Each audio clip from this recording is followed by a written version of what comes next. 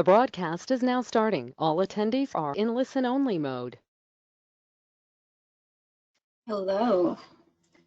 Just want to make sure that you can hear me. I know I have Jody on the line. Jody, can you hear and see me? Yes, ma'am. Awesome. Thank you. All right. So my name is Megan Foster, and today we'll be reviewing the topic identifying workflow barriers and developing solutions. And this is really more so a human factors approach to systems analysis. So thank you guys for taking the time to meet with me today.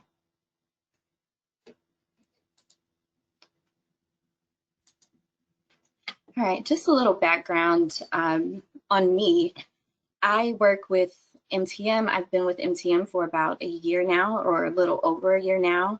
And with me, I bring 10 years of data management experience, which includes leading technical teams in data mining and creating automated data flows, databases, and supporting applications. I'm also a professional Scrum Master and Agile coach. I could talk about Agile all day. And then I also work as a research affiliate at two universities, Yale and UNC Chapel Hill, in the area of health informatics. This is my lovely team here. I'm sure some of you have interfaced with quite a few of us. We bring a wide range of not only services, but a depth of experience as well. So, to begin, let's review our learning topics. So first, we'll discuss the case for integrating human factors methods to inform QI strategy. Then we'll talk about the human-centered perspective of clinical work systems and factors contributing to performance. And then finally, we'll discuss human-centered methods to identifying barriers and solutions to workflow efficiencies.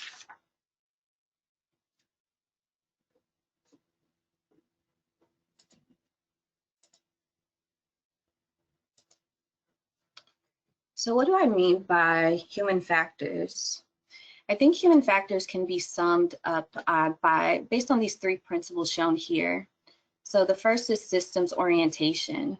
It says performance results from the interaction of socio-technical systems in which the person is but one embedded component. And so this approach or idea or principle rather has really motivated healthcare workers or leadership teams and organizations to really replace the blame the person culture with a more holistic systems-based approach at understanding errors that are happening within work systems. The second principle is person-centeredness.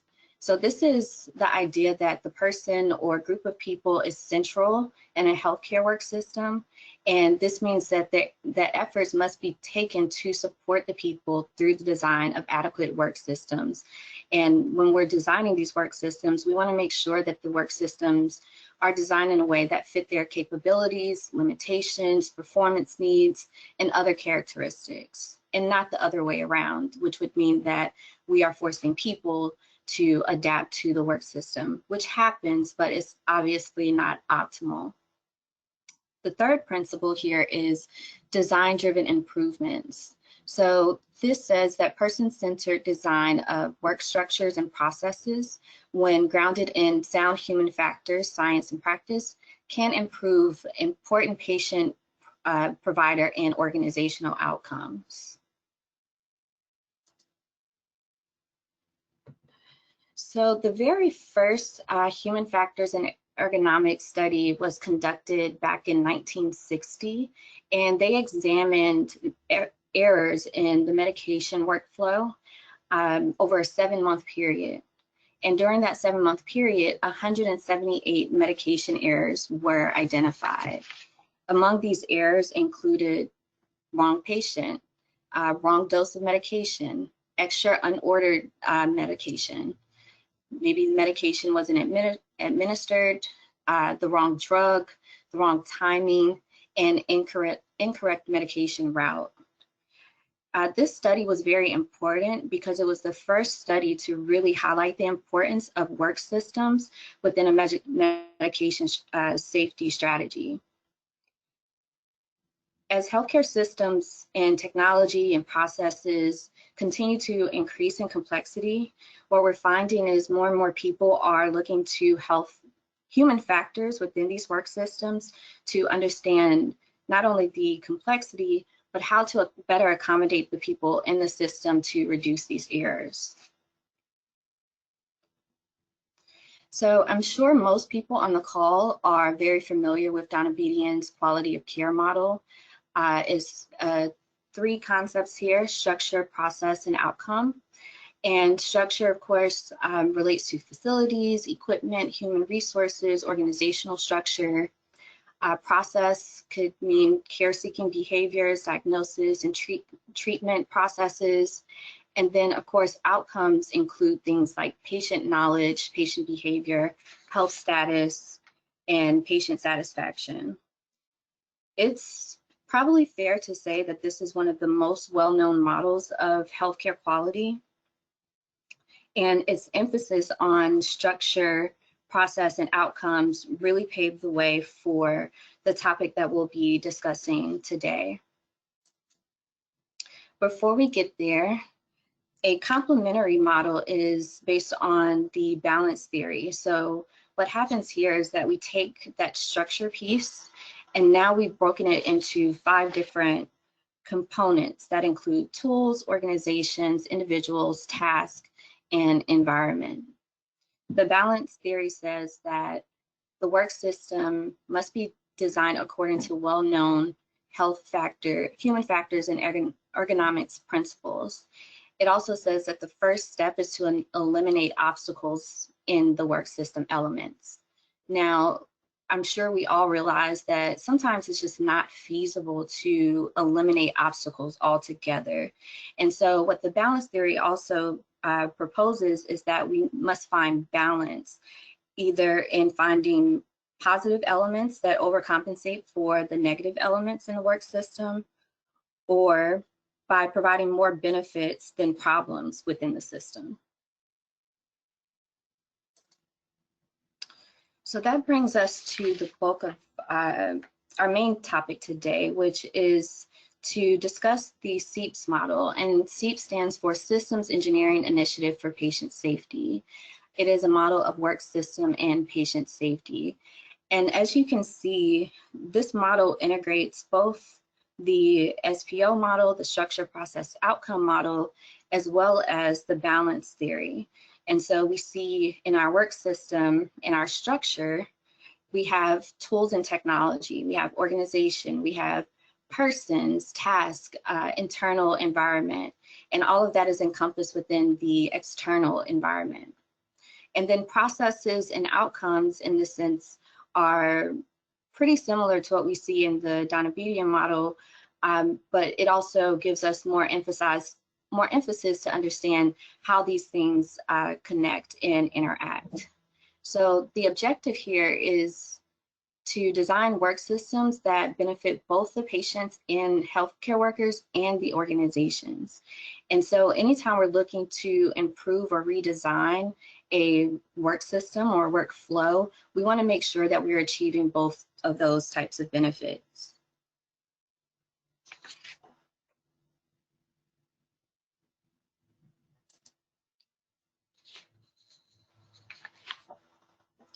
So the concept of adaptation, as we can see, the bottom of this diagram here on the right denotes adaptation.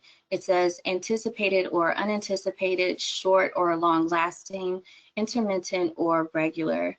And we see that the arrows are coming from our outcomes back into the work system, processes back into the work system, and then outcomes also feeds back into our processes. And this is the idea that's very familiar, I think, to most of us in just continuous improvement. Well, we know that as we learn, as we collect more data, as we analyze and use more and more processes, then we're able to make changes, or changes will naturally occur, or we're able to, use that data to make informed changes. I would go as far to say that regardless of if the change is informed or intentional, anticipated or unanticipated, it will occur. In dynamic systems, processes and their outcomes are monitored, and then adaptations are made to attempt to decrease the gap between actual versus ideal performance.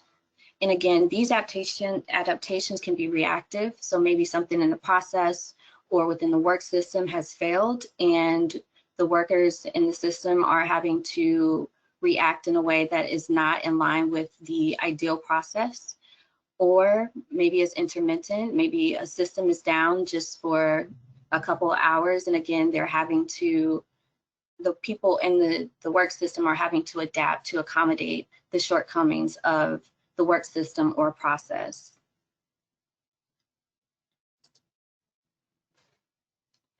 So the SEEPS model value to healthcare, there are a bunch of benefits that are well documented in the literature. This table, I think, does a great job in kind of summarizing these concepts, in that with the integration of the SPO model in the SEEPS model, we have healthcare workers, because healthcare workers are familiar with both the SPO model and I think to some extent the balance theory, it helps in translating these concepts to healthcare professionals to adopt as part of their QI strategy. The work system model itself is broad, and so not just individual focused, and so it can support a wide set of solutions that can be used to redesign or analyze a work system. In regards to patient outcomes and employee organizational outcomes, there are benefits for both patients and healthcare workers.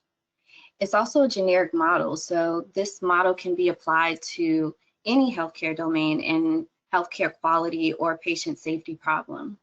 I think just to expand on that, in looking at the model itself, I think we could also say that it expands even further than that, that hopefully one of your takeaways here is as you're going to one environment to another, you're going to start seeing things as components of a work system, whether you're at work or even at home. The next point here is person at the center of the work system can be a healthcare professional, patient, or team. So again, the model is very flexible. Who we want at the center of the work system really is dictated by the process that we're analyzing. And so with that flexibility, we're able to apply the model not just to various work systems or processes, but also to different perspectives of a particular process or work system. We also have feedback loops, which we touched on briefly, in that the system will adapt as we continue to learn more and monitor and take advantage of the feedback that comes from analyzing the process. And then also understanding that the process is influenced by the work system. So it gives us an expanded view of the process that integrates all work system elements. And it also highlights the importance of care processes as well as connected processes. And housekeeping is noted as an example here. And then finally, system interactions. So there's an emphasis on systemic impact of organizational and technological skills or changes.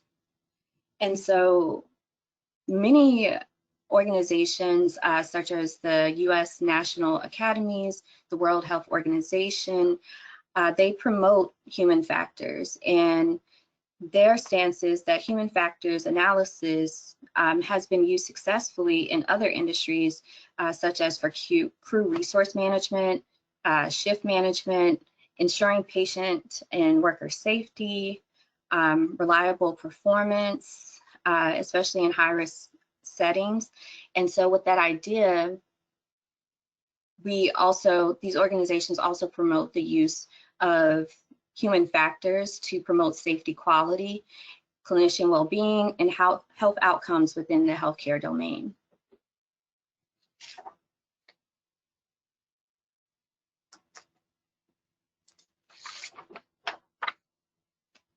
So applications for the SEEPS model in healthcare include, again, this is just a re-emphasis on the ways that this model can be applied. So we can use it to analyze patient safety events, where a healthcare professional is within the center of the work system, or maybe the patient is at the center of the work system. We could also use it to analyze high-risk processes, to anticipate the potential safety consequences of social technical changes, and also to enhance health sciences curricula.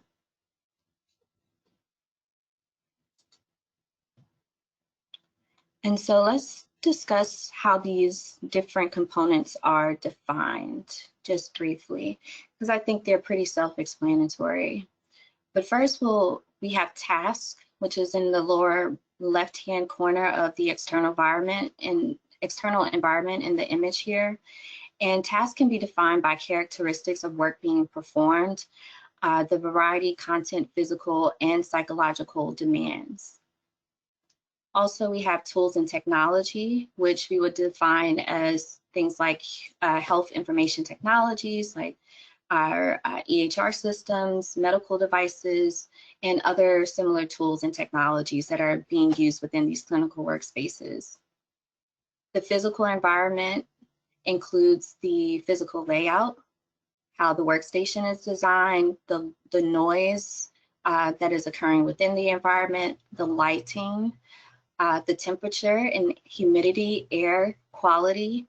And as I say these things, I think when we're doing our analysis to better understand the work system, and we look at physical environment, things like lighting and noise and temperature, I don't often hear brought up, but I do think that they impact our people, again, at the center of our work system and their ability to be effective in their roles.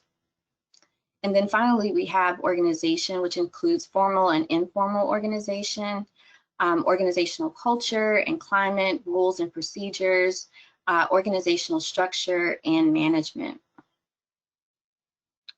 So even with these elements being described separately, it is important that we emphasize that emphasize the interactions that are occurring between the work system, because this, as changes occur, the work system is also shifting to adapt to these changes, and the processes are therefore affected, which also ultimately leads to impacted outcomes.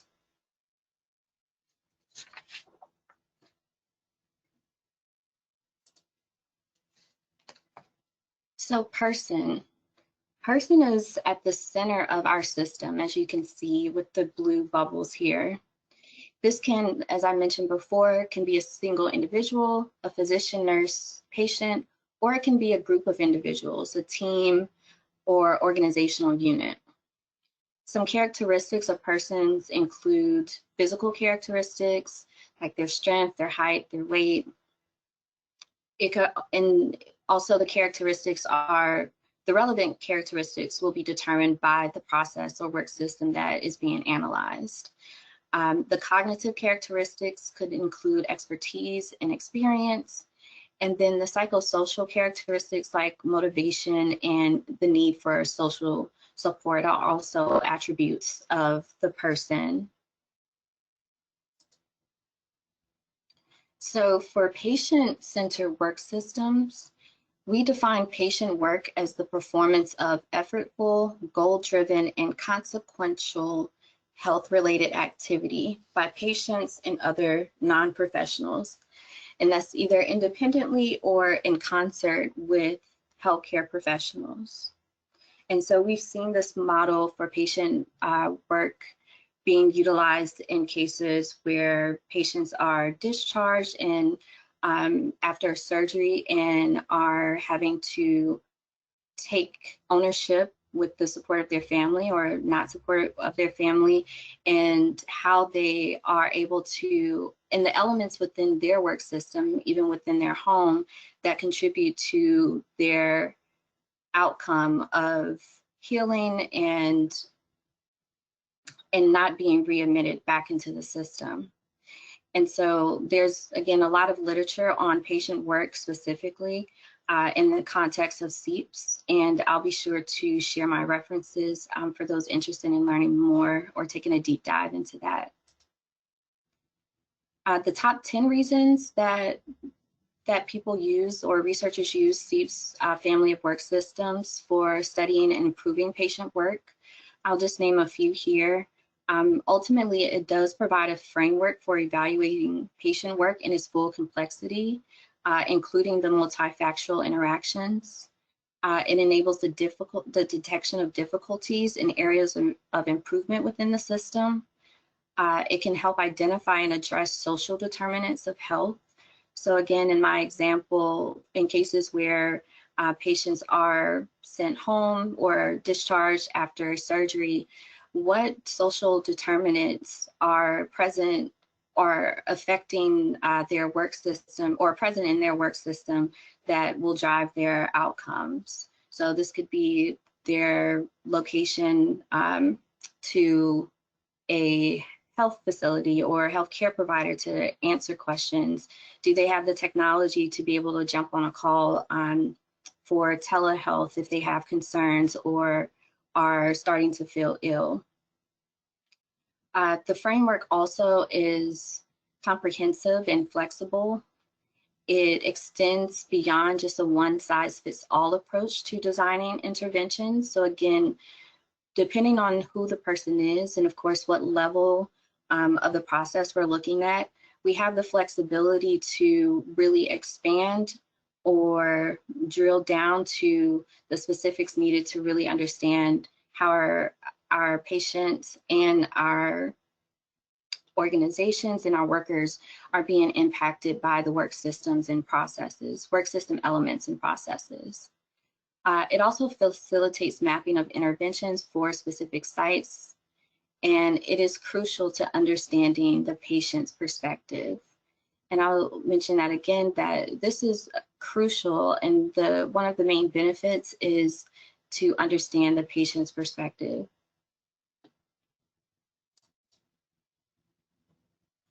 So in the case of professional-centered work or team-based work, in the same sense as we discussed with the person or patient-centered work systems, in this case, the primary agent is a professional or team of professionals with minimal active patient, family, caregiver, or other non-professional involvement.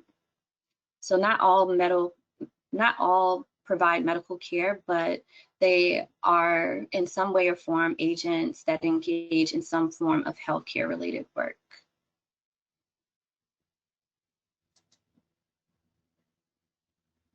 All right, and so the focus of our presentation today will really be, again, on focusing on the human factors.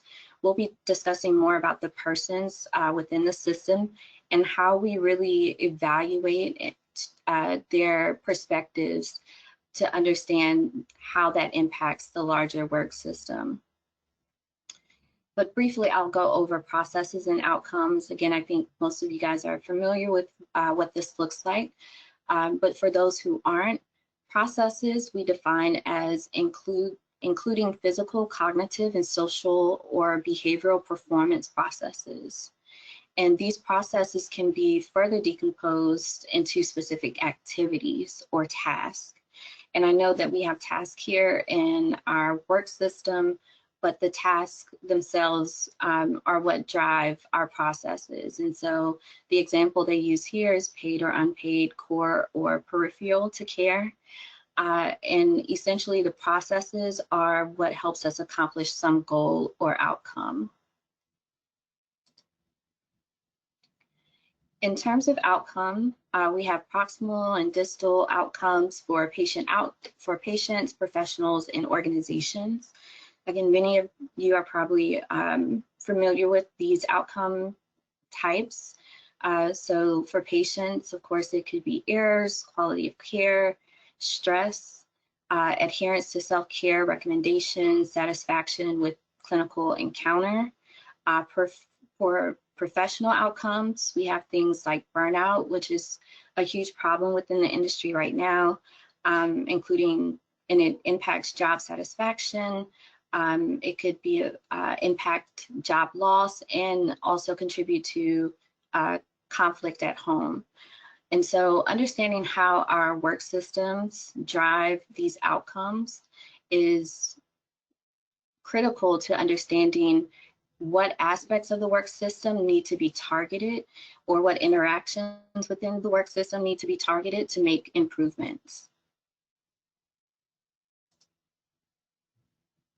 So this is an example taken from the literature where the person is being described, or the attributes of the person, we would say, or describe as patient knowledge. In terms of, we would describe in terms of patient knowledge, alertness, and present symptoms. The task we would define in terms of timing and the number of medications that the person is taking or is supposed to take. The tools and technologies, the pillbox, blood glucose meter. The physical environment would be defined under lighting conditions and distractions in the home. And organization could be the meal schedule and access to the medication, physical access to retrieving the medication. So in order to integrate human factors, we want to make sure that we are taking the human perspective to understand and consider the people's needs within the work systems in order to change the process. And so human factors and quality improvement align in that human factors can really be used to inform process analysis and quality improvement efforts.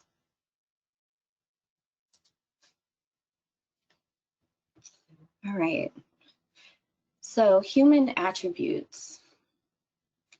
When we are just describing the persons within our systems, there are a ton of attributes that we want to consider to understand, again, how their attributes are interacting with the other components within the system. So some of those will include, and again, this will be context specific, depending on the process being analyzed. But motivations and incentives and needs are a huge driver, we know, for performance, education, skills, and knowledge, psychological characteristics, their attitudes towards work culture, leadership, or their teams. So do they feel they have the support from their management team? Do they feel heard? And how does that impact their attitudes towards their work environment and their performance overall? Their proficiency level with existing tools and technologies. We know that even, I guess, 20 years later, our EHR systems still tend to be a burden for our providers. And so understanding where people land on that proficiency level in terms of proficiency level also will help us understand the impact to outcomes. Physical characteristics, this is how people may show up in the work system and how it impacts their interactions within the work system. This can also lead to conversations in terms of implicit biases that exist within the work system, gender, age, all of those factors that can play a role in, again, how people feel within their environment and ultimately how that contributes to their work. Job role demands and satisfaction, support needs and support availability. So support within their work environment, but sometimes we also need to analyze the support that they have outside of their work environment. I think survey or questionnaires like the patient safety culture tool tend to also bring in those elements, again, because we understand that sometimes we can't leave home at home, and those things will impact the way that we worked. Learning style may also be an attribute we want to define for the person within the system. And then also professional and personal goals.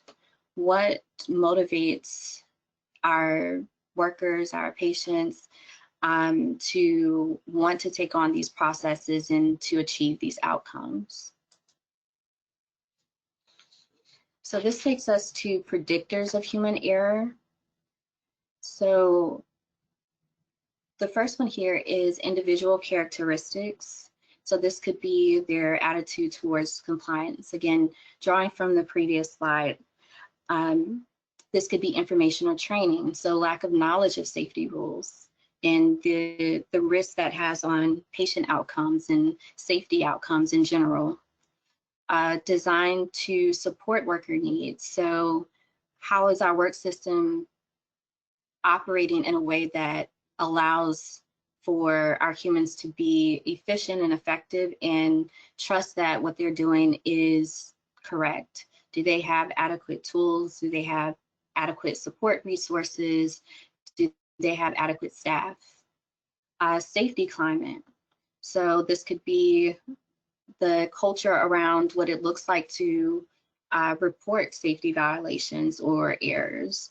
I think safety or incident reporting is always been a challenge. I think the reporting rate is about 12% the last time I checked, and building a culture around safety, in this example, management ignoring violations, that does ultimately affect not only our ability to keep our professionals safe, but of course our ability to learn from our mistakes and improve the next go round. Also, are there competing goals? We know that with our understaffed, because our organizations are understaffed, that there's a lot of time pressure. Our professionals in these clinical workspaces are doing and wearing many hats. And so how is those time pressures also impacting their ability to perform without error? And then also problems with rules. So maybe the rules are just outdated or not realistic. And so all of these things increase the risk of human error and impact ultimately our ability to provide safe and quality care.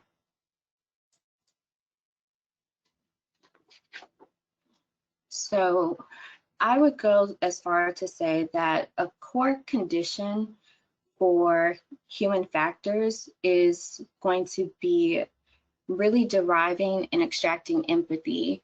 And by doing that, we really are aiming to put ourselves in the other person's shoes and really understand, again, all of these things that we've talked about, their motivations, what drives them, their fears, their frustrations.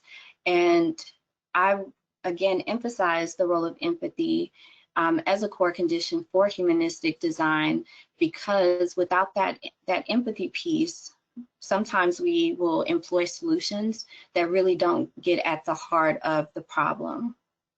A lot of the change initiatives that we are employing, what we know about change is that the hardest thing is the people part of it, the cultural change. And so again, this really emphasizes the need for us to not just take on human factors practices, but also to make sure that in doing so, we are instilling empathy within the process. And we'll talk more about that. So to practice empathy, we would listen to people without interrupting them. We would want to denote their body language and other types of nonverbal communication. We want to try to understand them even if we don't agree. We would also ask questions to learn more about them and their lives, and understanding kind of where people come from tends to be a huge factor in understanding what motivates them to move forward and make the decisions that they make. Again, we want to really imagine ourselves in another person's shoes to strengthen our connections with others so that we're able to learn more about how they feel. And so this is some of the mushy stuff, but again, if we're looking to change and redesign we can't overlook the human factors that exist within the persons that are at the center of our work systems. We also must seek to identify biases that we may have and how they affect our empathy for others, and then look for ways in which maybe we're similar to these others instead of focusing on the differences. I'll give an example that was a bit alarming to me in working with one of our clients. We were doing a focus group, and the question that I posed was, would you recommend a family member to your organization for services? And one comment just stood out to me and clearly has stuck with me, in that one person said, no, well, my family is well taken care of. We tend to take care of each other, and so we don't run into these types of issues. And this was an administrator at the organization who has a huge impact on client outcomes or their patient outcomes at their facility. And so imagine taking that lens and applying it to quality improvement work. How effective can you really be?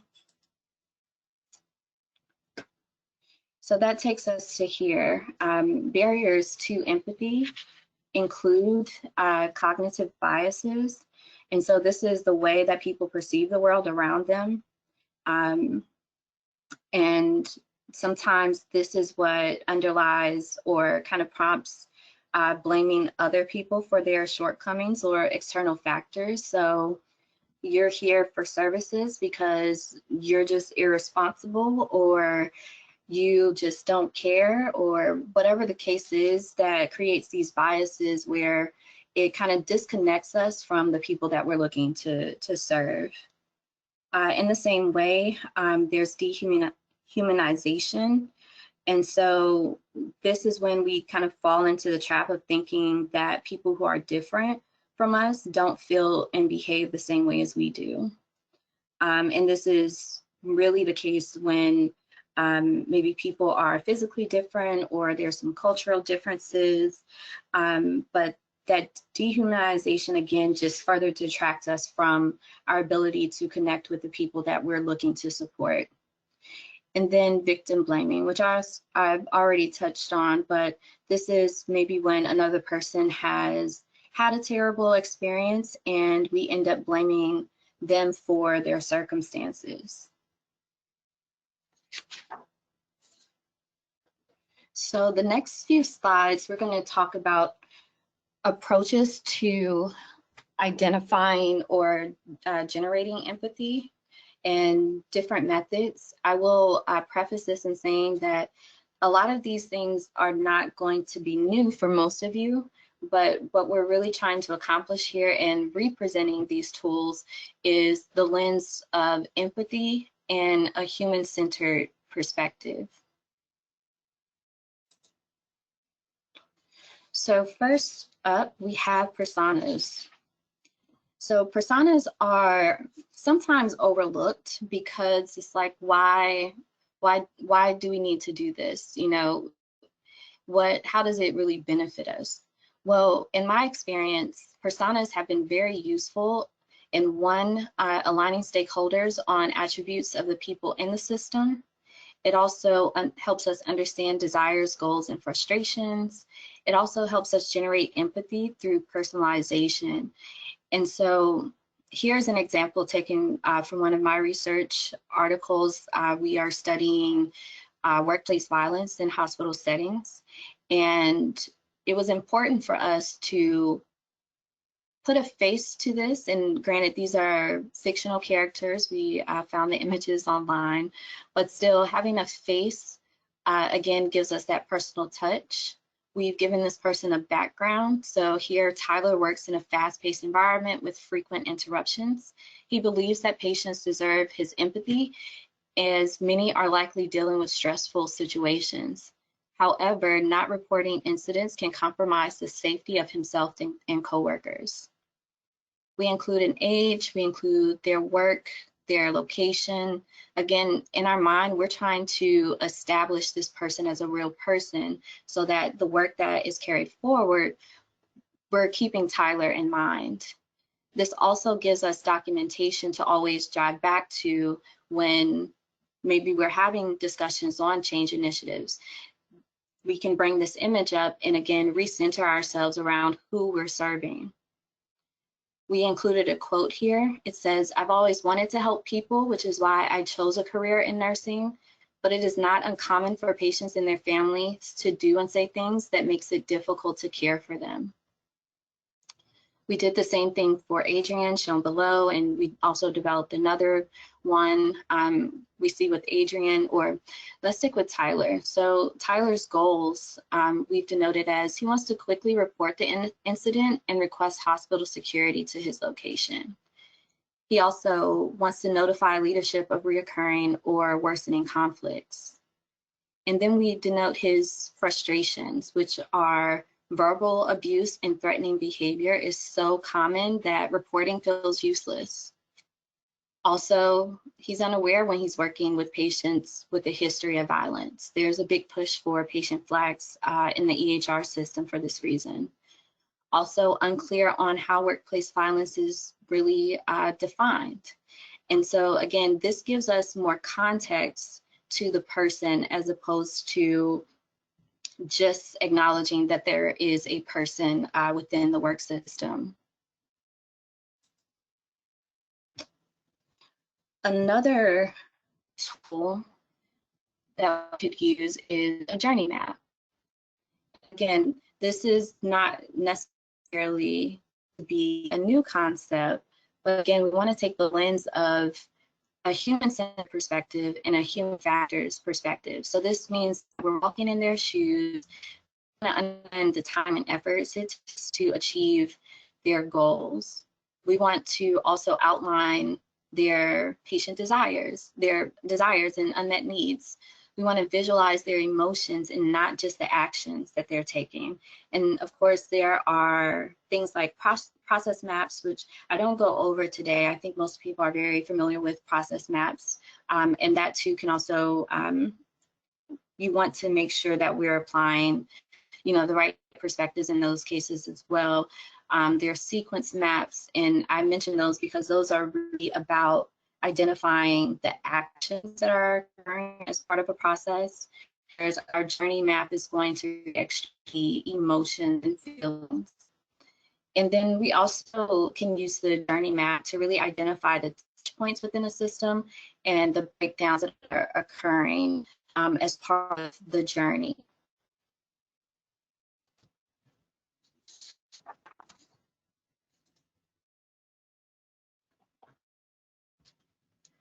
So this model is a cultural model,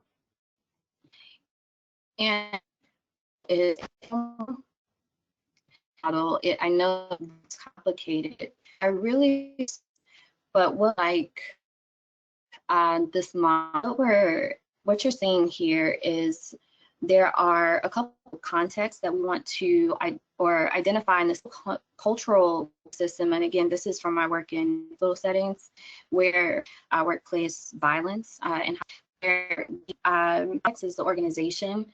Then we have our clinical environment, we have patients and visitors, we have hospital leadership, we have a workplace safety committee, we have improvement initiatives going on, workplace violence reporting culture, the tool itself, the education, the support and resources. And so this allows us to really brainstorm the interactions between each of these moving parts. But then also what you see here is we're extracting some of the barriers associated with these interactions. So at the top here, we have Workplace Safety Committee. What they're saying is the reports are incomplete or incorrect. The pertinent details have to be manually extracted from free text. That was a large discussion because, of course, if the incident reports aren't in a format where they can be analyzed, then this becomes a real problem for our Workplace Safety Committee who are looking to data to define or derive solutions. And then the larger well, one of the problems is that the volume of the reporting does not match the prevalence. And so that point goes down to the workplace violence tool. Our hospital leadership, on the other hand, they were saying, well, we need more data to understand how to improve our policies. And so again, this is a tool that I like to use. You guys could probably make it prettier, but for the purpose that it's looking to serve, and we have all of the elements within the work system, and we're really outlining and brainstorming what do we know about these interactions and where are the breakdowns occurring.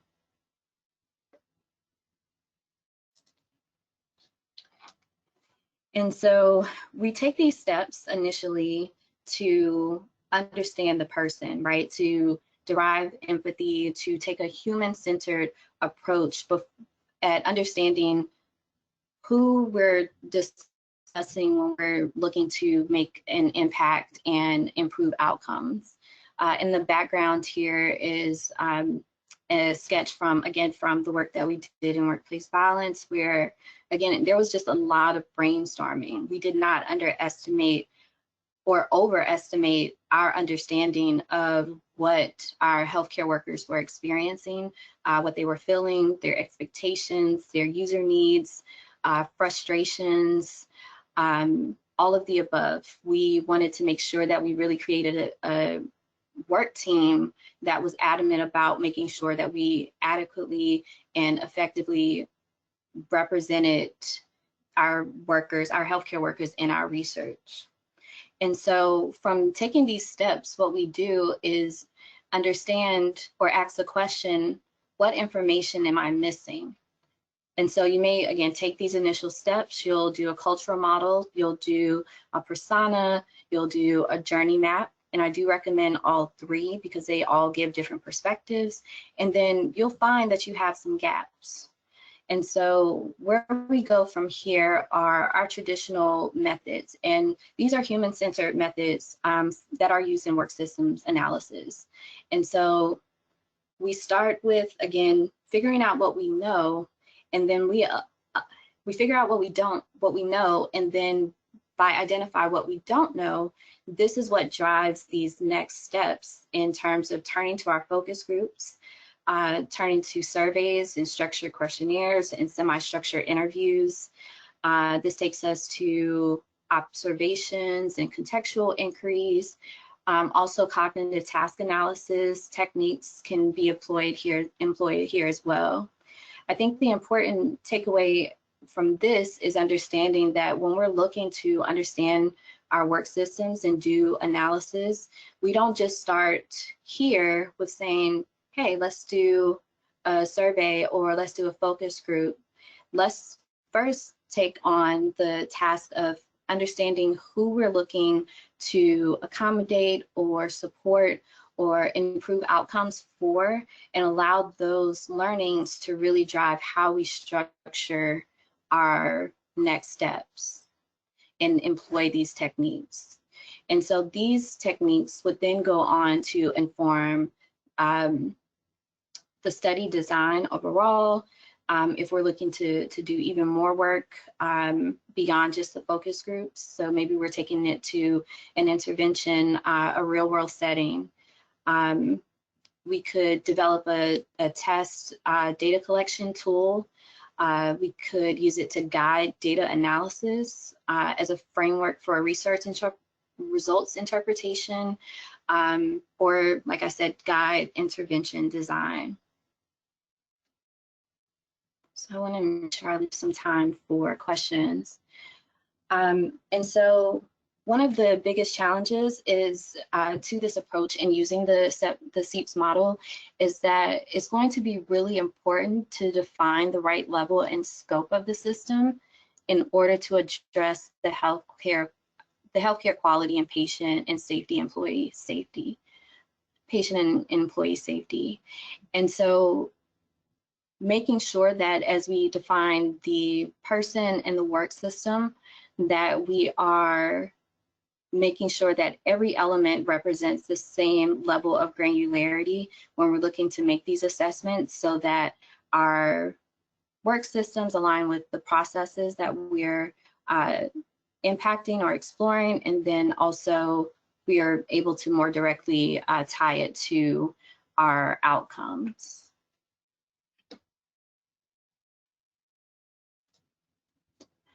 And so I'll leave you with this. It is in your hands to make a better world for all who live in it. This is a quote taken from Nelson Mandela, and I include this as a wrap up to, again, the work that we've discussed in around really extracting empathy and taking on an empathetic, human-centered perspective when it comes to work systems analysis.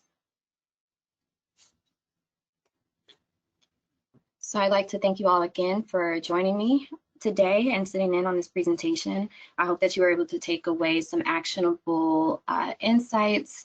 My email is here for anyone who has questions, interesting topics, or things that they want to share. Feel free to reach out.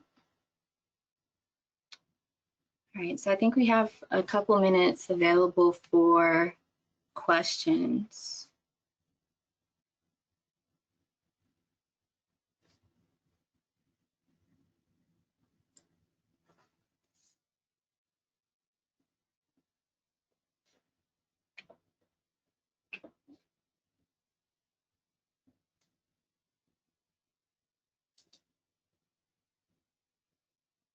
Okay.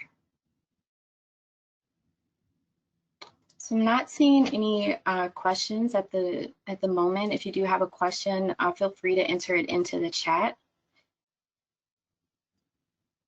I will stick around until 1, and would be happy to answer any questions that you have. But otherwise, again, thank you for your time.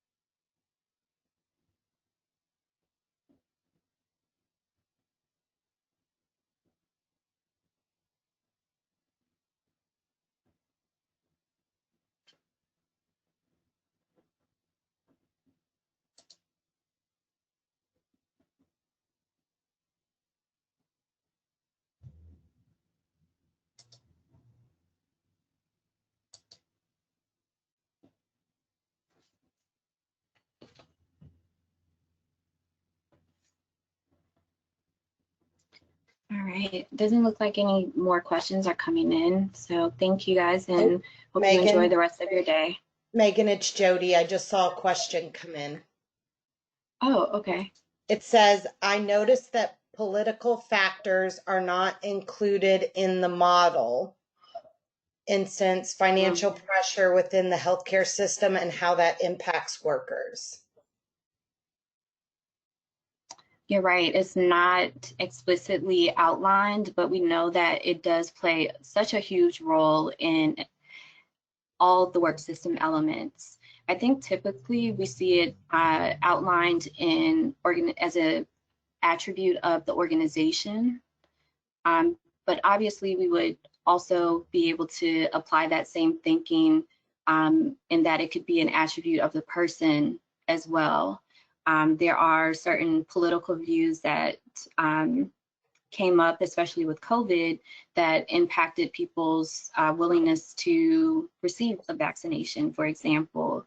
And so I think, again, it's more of a contextual perspective in terms of how these attributes, such as politics, are affecting or relate to the work system that you're looking to analyze. That's a really great point.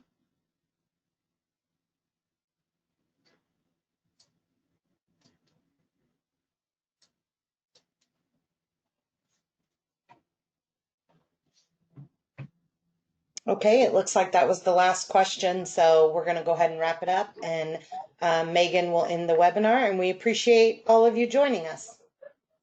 All right. Thank you, guys. Thank you, Jody.